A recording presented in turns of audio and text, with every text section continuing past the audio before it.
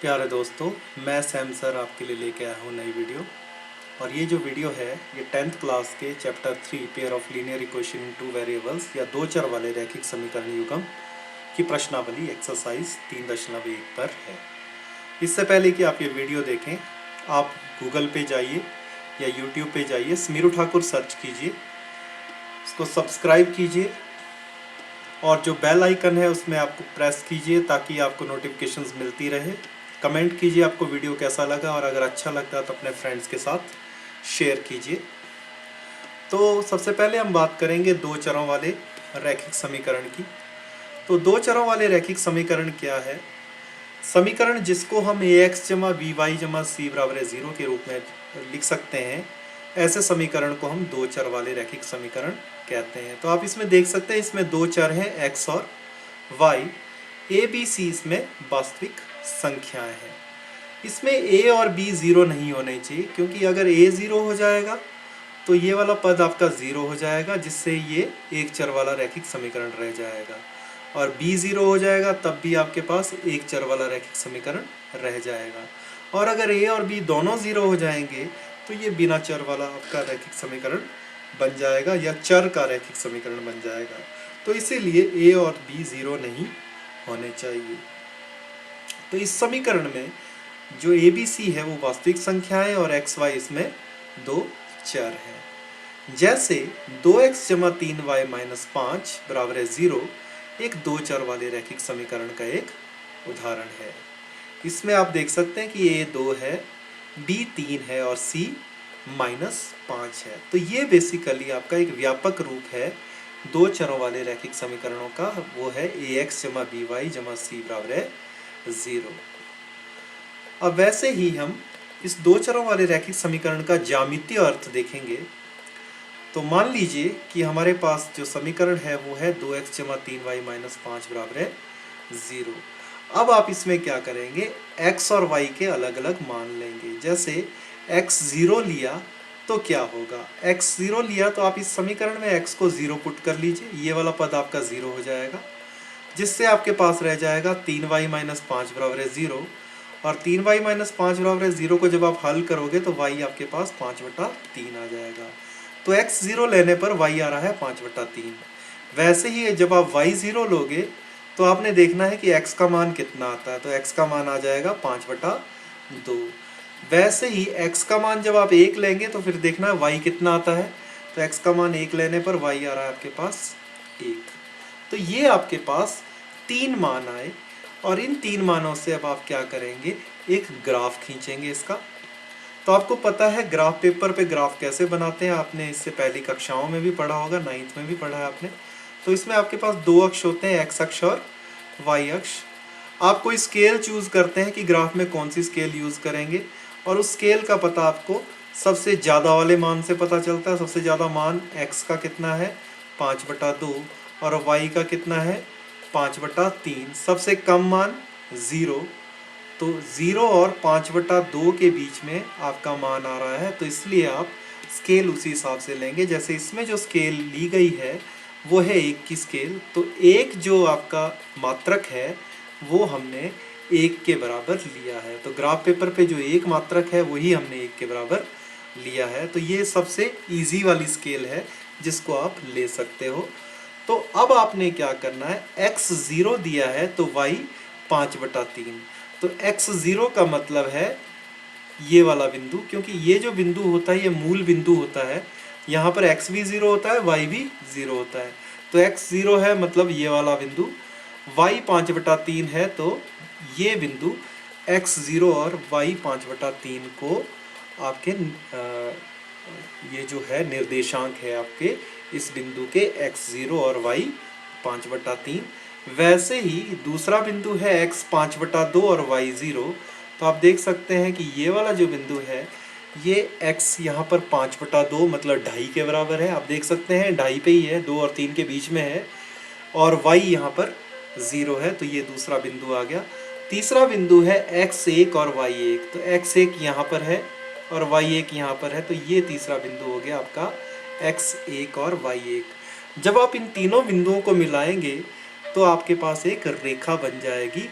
और यही जो रेखा है बेसिकली आपके ये जो समीकरण है इसका एक ज्यामितीय रूप है। तो आप देख सकते हैं कि जो आपके दो चरों वाला रैखिक समीकरण है वो वास्तव में एक रेखा है। तो दो चरों वाले रैखिक समीकरण से एक रेखा बनती है और यही हमने इसका ज्यामितीय निरूपण कर दिया इसका ग्राफ प्लॉट करके। वैसे ही हम एक और उदाहरण लेते हैं 2x जमा 3y माइनस 9 बराबर है 0, जो कि एक दो चर वाला रैखिक समीकरण है। इसमें भी हम x और y के अलग अलग मान लेते हैं। तो x 0 लेंगे तो y आपके पास 3 आ जाएगा, क्योंकि 3y माइनस 9 0 के बराबर आ जाएगा, 3y 9 के बराबर और y 9 बटा 3 मतलब 3 के बराबर। वैसे ही y जब आप 0 लेंगे तो ये वाला पद 0 हो जाएगा, 2x 9 के बराबर आ जाएगा और x 9 बटा 2 के बराबर आ जाएगा। वैसे ही x जब आप 3 लेंगे तो 3 दूने 6 हो जाएंगे और 6 में से 9 माइनस किए तो माइनस 3 रह जाएंगे, माइनस 3y माइनस 3 0 के बराबर हो जाएगा, 3y 3 के बराबर हो जाएगा या y 1 के बराबर हो जाएगा। तो आपने कोई 3 बिंदु लेने हैं। वैसे रेखा बनाने के लिए तो आपको 2 बिंदुओं की आवश्यकता होती है, लेकिन 3 बिंदु लेके सबसे बढ़िया रहता है कि आपको रेखा बनाना बिल्कुल आसान हो जाता है। तो ये 3 बिंदु हमने ले लिए। तो अब इससे हमने क्या करना है, इसका ग्राफ बनाना है। तो ग्राफ बनाने के लिए जैसे मैंने आपको बताया कि हमें स्केल चूज करनी पड़ती है, तो हम वही स्केल दोबारा से इस्तेमाल कर रहे हैं कि एक मात्रक बराबर है 1। एक्स अक्ष पे भी वही स्केल है और वाई अक्ष पे भी वही आपकी स्केल है। तो आप देख सकते हैं कि पहला बिंदु है x0 और y3। तो x0 और y3 ये वाला बिंदु है, तो ये पहला बिंदु है आपका। वैसे ही दूसरा है x 9/2 और y0। तो x 9/2 और y0 ये वाला बिंदु है आपका, x 9/2 के बराबर है और y 0 के बराबर। तीसरा बिंदु है x 3 और y 1। तो x यहाँ पर 3 है और y यहाँ पर 1 है, तो ये तीसरा बिंदु हो गया। अब इन तीनों बिंदुओं को मिलाएंगे आप तो ये एक रेखा बन जाएगी, और ये जो रेखा बन जाएगी यही बेसिकली दो चरों वाला रैखिक समीकरण है। तो इस तरह से हमने इसका ज्यामितीय रूप निरूपण कर दिया इस दो चर वाले रैखिक समीकरण का। तो हम ये कह सकते हैं कि दो चर वाले रैखिक समीकरण का जो ज्यामितीय निरूपण होता है वो वास्तव में एक सरल रेखा है। अब हम बात करते हैं दो चरों वाले रैखिक समीकरण युग्म की। तो दो चरों वाले रैखिक समीकरण युग्म होता है जोड़ा, जोड़ा मतलब दो। तो हम जानते हैं कि एक समीकरण को हम ax जमा by जमा c बराबर 0 के रूप में लिख सकते हैं, जहाँ a 0 नहीं है और b 0 नहीं है। तो अगर आपके पास दो युग्म हो, एक युग्म हो मतलब दो रेखाएं हो, तो हम समीकरण युग्म को लिख सकते हैं a1x जमा b1y जमा c1 बराबर है 0। तो वैसे ही जो दूसरा युग्म हो, जो दूसरा समीकरण होगा उसको लिखेंगे हम a2x plus b2y plus c2 बराबर है 0। अब इसमें a1 और a2 और b1 b2 ये 0 के बराबर नहीं होंगे। अब वैसे ही हम ये कह सकते हैं कि दो चरों वाले रैखिक समीकरण युग्म वास्तव में दो सरल रेखाएं हैं। तो ये पहला युग्म ये एक रेखा है, दूसरा युग्म ये दूसरी रेखा है। तो दो चरों वाले रैखिक समीकरण युग्म की हम बात कर रहे हैं, तो इसका मतलब हम दो रेखाओं की बात कर रहे हैं। अब वैसे ही एक तल में यदि दो रेखाएं आपके पास दी हो तो निम्न में से केवल एक ही संभावना हो सकती है। तो दो रेखाएं सोचिए कैसी कैसी हो सकती है। एक तो हो सकता है कि दोनों रेखाएं आपस में क्या कर रही हैं, प्रतिच्छेद कर रही हैं, तो उनका एक प्रतिच्छेद बिंदु भी होगा। तो एक तो इस तरह से हो सकती है दोनों रेखाएं जो आपस में प्रतिच्छेद कर रही हैं। वैसे ही दो रेखाएं ऐसी भी हो सकती हैं जो आपस में मिले ही ना, जैसे रेल की पटरी की तरह। तो इस तरह से हो सकती है दो रेखाएं। या हो सकता है दो रेखाएं इस तरीके से हो कि एक रेखा है उसी के ऊपर दूसरी रेखा है। तो ये तीन स्थितियां हो सकती है यदि एक तल में आपको दो रेखाएं दी हो। तो ये जो पहली वाली रेखा है जो आपस में प्रतिच्छेद कर रही है, इनको हम कहते हैं प्रतिच्छेदी रेखा। जो आपस में नहीं मिलती रेखाएं उनको कहते हैं हम समांतर रेखाएं। और जो रेखाएं एक दूसरे के ऊपर हो, मतलब एक ही रेखा के ऊपर दूसरी रेखा हो, ऐसी रेखाओं को हम समपाती रेखाएं कहते हैं। अब हम प्रश्न पे चलते हैं। तो पहला प्रश्न है, आफताब अपनी पुत्री से कहता है 7 वर्ष पूर्व मैं तुमसे 7 गुनी आयु का था, अब से 3 वर्ष बाद मैं तुमसे केवल 3 गुनी आयु का रह जाऊंगा। क्या ये मनोरंजक है? इस स्थिति को बीजगणितीय एवं ग्राफीय रूप में व्यक्त कीजिए। तो इसमें हमें मानना पड़ेगा, तो मान लीजिए आफ्ताब की जो आयु है वर्तमान वो है x वर्ष, तो उसकी पुत्री भी है, तो पुत्री की वर्तमान आयु हम ले लेते हैं y वर्ष। अब 7 वर्ष पूर्व की स्थिति हमने देखनी है, तो 7 वर्ष पूर्व जो है, जो आफ्ताब की वर्तमान आयु है वो हो जाएगी x माइनस 7 वर्ष, और उसकी पुत्री की आयु हो जाएगी y माइनस 7 वर्ष।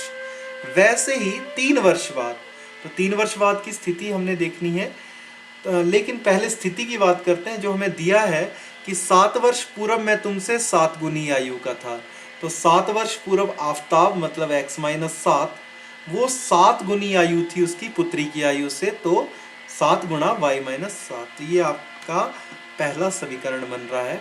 तो इसको आप थोड़ा सा हल करेंगे, 7 को जब आप अंदर गुणा करेंगे तो आ जाएगा आपके पास x माइनस 7 बराबर है 7y माइनस 49। इस 7y को दूसरी तरफ ले जाइए और माइनस 7 को इस तरफ ले जाइए, तो आपके पास समीकरण बन जाएगा x माइनस 7y बराबर है माइनस 42। तो इस तरह से आपके पास जो पहली आपको स्टेटमेंट दी थी उससे आपका एक समीकरण बन गया। तो आपको एक चीज़ ध्यान देनी है कि दो चर वाले रैखिक समीकरणों में हमेशा आपको 2 स्टेटमेंट्स दी होंगी और हर एक स्टेटमेंट से एक समीकरण आपका बन जाएगा। अब बात करते हैं 3 वर्ष बाद। तो 3 वर्ष बाद जो है आफ्ताब की जो आयु हो जाएगी वो हो जाएगी x जमा 3 वर्ष, और उसकी पुत्री की आयु हो जाएगी y जमा 3 वर्ष। अब इसमें प्रश्न में क्या दिया है कि 3 वर्ष बाद मैं तुमसे केवल 3 गुनी आयु का रह जाऊंगा, तो x जमा 3 वो 3 गुना y जमा 3 वर्ष होगा। क्यों? क्योंकि आफ्ताब की आयु जो है उसकी पुत्री की आयु की 3 गुनी रह जाएगी 3 वर्ष बाद। तो इसको अब हम सॉल्व करें, 3 को अंदर गुणा करें तो आपके पास आ जाएगा x जमा 3 बराबर है 3y जमा 9। वैसे ही पहले की तरह 3y को इस तरफ ले जाइए और 3 को इस तरफ, तो आपके पास समीकरण बन जाएगा x माइनस 3y बराबर है 6। तो ये आपके पास दूसरा समीकरण आ गया। तो आपके पास जो 2 समीकरण आ गए वो समीकरण है x माइनस 7y बराबर है माइनस 42, ये पहला समीकरण, और x माइनस 3y बराबर है 6, ये दूसरा समीकरण। तो ये इसका बीजगणितीय रूप है। अब वैसे ही अब स्थिति का ग्राफीय रूप हमने निकालना है, तो ग्राफीय रूप निकालने के लिए हमें क्या करना पड़ेगा, हमें पहले समीकरण 1 में x और y के मान निकालने पड़ेंगे, मतलब एक ग्राफ बनाना पड़ेगा समीकरण 1 के लिए। वैसे ही समीकरण 2 के लिए भी हमें एक ग्राफ बनाना पड़ेगा, और क्योंकि ये ग्राफ 2 रेखाएं होंगी तो उन 2 रेखाओं का ग्राफ आपने एक साथ बनाना है। तो पहले हम समीकरण 1 लेते हैं।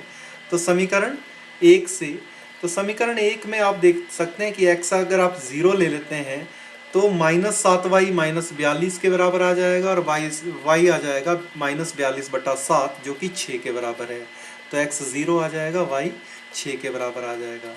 वैसे ही अलग अलग मान आप इसमें x और y के ले लें। तो दूसरा मान जैसे मैंने लिया है x माइनस 7 ले लेंगे तो क्या होगा, x माइनस 7 ले लेंगे तो माइनस 7 दूसरी तरफ जाएगा तो प्लस हो जाएगा।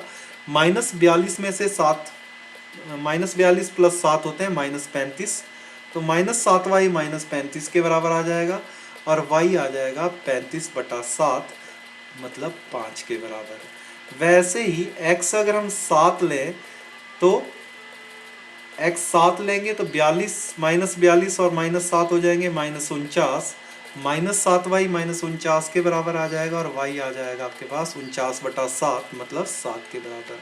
तो ये समीकरण 1 से हमने 3 मान x और y के ले लिए। वैसे ही हम समीकरण 2 के लिए मान लेंगे। तो समीकरण 2 में आप देख सकते हैं x अगर 0 ले लिया तो y क्या आ जाएगा, x 0 लिया तो y आ जाएगा माइनस 2, x 6 लिया तो y आ जाएगा 0, x 3 लिया तो y आ जाएगा माइनस 1। तो ये जो मान है जरूरी नहीं है कि आप जैसे मैंने करवाए हैं वैसे ही करें, आप अपनी मर्जी से नए नए मान निकालें, x और y के अलग अलग मान निकालें। जैसे मैंने पहले भी बताया है कि ये अनगिनत मान हो सकते हैं, जरूरी नहीं है कि मैं जो बता रहा हूँ वही मान आपके निकलें, आप अलग से मान निकाल सकते हैं। दोनों x और y के लिए अनगिनत मान इसमें हो सकते हैं। अब हमने क्या करना है, इसके ग्राफ बनाना है इन दोनों समीकरणों के लिए। तो इस तरह का ग्राफ आपके पास बन जाएगा। तो आप देख सकते हैं कि जो आपका पहला समीकरण है x माइनस 7y बराबर है माइनस 42, वो है आपका ये वाली रेखा। ये जो रेखा है आपकी ये है x माइनस 7y बराबर है माइनस 42, और ये जो दूसरी रेखा है ये है x माइनस 3y बराबर है 6।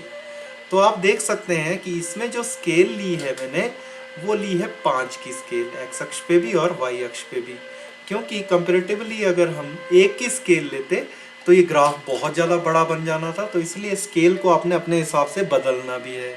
तो स्केल में आप देख सकते हैं कि जब आप स्केल के हिसाब से ये जब ग्राफ प्लॉट करोगे तो ये जो दोनों रेखाएं हैं ये आपस में प्रतिच्छेद करेंगी, और ये प्रतिच्छेद कहाँ कर रही हैं, ये प्रतिच्छेद कर रही है 42 और 12 पे, मतलब x 42 और y 12 पे ये दोनों रेखाएं आपस में प्रतिच्छेद कर रही हैं। तो ये जहाँ पर ये प्रतिच्छेद कर रही है उसको हम पॉइंट ऑफ इंटरसेक्शन भी कहते हैं, मतलब प्रतिच्छेदी बिंदु कहते हैं। तो ये इन दोनों रेखाओं का प्रतिच्छेदी बिंदु है। तो अतः ये जो प्रश्न है इसमें हम देख सकते हैं कि ये जो दोनों समीकरण है, बेसिकली ये जो दोनों रेखाएं हैं ये कैसी रेखाएं हैं, ये प्रतिच्छेदी रेखाएं हैं। और क्योंकि इन दोनों प्रतिच्छेदी रेखाएं 42 और 12 पे प्रतिच्छेद कर रही है तो यही बेसिकली इस प्रश्न का हल भी है। तो इसका मतलब जो आफताब की आयु है वो 42 है और उसकी पुत्री की आयु जो है वो 12 है। ये सच में मनोरंजक है। आप प्रश्न में 42 और 12 लेके देखिए तो आपका बिल्कुल आंसर बिल्कुल सही आएगा। तो इसके बाद हम चलते हैं इससे अगले प्रश्न पे। तो दूसरा प्रश्न है, क्रिकेट टीम के एक कोच ने रुपए 3900 में 3 बल्ले तथा 6 गेंदें खरीदी। बाद में उसने एक और बल्ला तथा उसी प्रकार की 3 गेंदें रुपए 1300 में खरीदी। इस स्थिति को बीजगणितीय तथा ज्यामितीय रूपों में व्यक्त कीजिए। तो हमें सबसे पहले तो क्या है, मानना पड़ेगा कि माना एक बल्ले का जो मूल्य है वो है x रुपए, वैसे ही गेंदों का मूल्य वो ले लेते हैं हम y रुपए। तो पहली स्थिति जो है, पहली शर्त के अनुसार क्या है कि एक कोच ने 3900 रुपये में 3 बल्ले तथा 6 गेंदें खरीदी। इसका मतलब 3x जमा 6y बराबर है 3900। अब इस पूरे समीकरण को हमने 3 से भाग कर दिया, क्योंकि ये पूरा समीकरण 3 से भाग हो सकता है। तो इस पूरे समीकरण को हमने 3 से भाग कर दिया। समीकरण में एक चीज़ आपको याद रखनी है कि समीकरण जो होता है उसमें आप किसी भी संख्या से जमा, घटाना, गुणा, भाग कर सकते हो, पर आपको दोनों तरफ करना पड़ेगा, जीरो को छोड़कर। तो हमने इस पूरे समीकरण को बाएं पक्ष में भी और दाएं पक्ष में भी 3 से भाग कर दिया, और 3 से भाग करने के बाद आपके पास समीकरण बच गया x जमा 2y बराबर है 1300। तो ये आपके पास पहली शर्त, जो पहली स्थिति थी, उसके अनुसार एक समीकरण आपका बन गया। अब वैसे ही दूसरी शर्त जो है उसके अनुसार क्या दिया है कि एक बल्ला तथा उसी प्रकार की 3 गेंदें 1300 रुपये में खरीदी। तो एक बल्ला और 3 गेंदें मतलब x जमा 3y वो है 1300 के बराबर। तो ये आपका दूसरा समीकरण बन गया। तो दो आपके पास स्टेटमेंट्स दी हैं, उससे आपके पास 2 समीकरण बन गए। तो अतः स्थिति का जो बीजगणितीय रूप है वो ये समीकरण 1 और समीकरण 2 है। तो ये जो दोनों समीकरण है ये हमने लिख दिए। अब ये तो हो गया बीजगणितीय रूप, अब हमने इसका ग्राफीय रूप लेना है। तो ग्राफीय रूप लेने के लिए ये दोनों समीकरण हमने लिख दिए। अब आपको वैसे ही x और y के मान निकालने हैं। तो समीकरण 1 से हम x और y के मान निकाल लेते हैं। तो आप पहले देख लीजिए कि अगर आप x 300 लेते हैं तो 1300 में से 300 माइनस किए रह जाएंगे 1000, 2y 1000 के बराबर आ जाएगा और y आ जाएगा 500 के बराबर। तो पहला मान आ गया x 300 और y 500। दूसरा x अगर आप 100 लेते हैं, 100 को 1300 में से माइनस किया तो रह जाएंगे 1200, 2y 1200 के बराबर आ जाएगा और y आ जाएगा 1200/2 मतलब 600। तो इस तरह से आपने हर एक समीकरण के 3-3 मान लेने हैं। अब वैसे ही समीकरण 2 जो है उससे भी हमने क्या करने हैं, x और y के मान लेने हैं।